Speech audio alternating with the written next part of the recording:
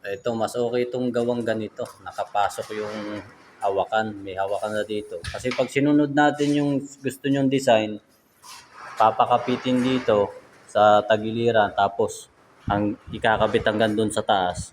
Mangyayari, kukuha pa siya ng space dito. Magkakaroon pa siya ng space. So, sa halip na yung daanan mo malaki-laki na, pag kumuha pa siya ng space dito, kukuha pa siya. Medyo babawas pa sa space na daanan. Tsaka maganda ito, matibay. Oh. Kahit kalugin mo, tibay. Oh. Nakalug ko pa nga, tibay. Oh. Tsaka yun, pag nilagay mo doon, tinutong mo sa taas, mga ibabarina mo pa yun.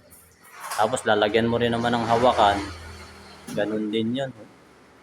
Ito, isang buo na to. Pagka tapos ng mga 2x2 ditong isa pa, pwede na lagyan ng mga design na gusto nyo.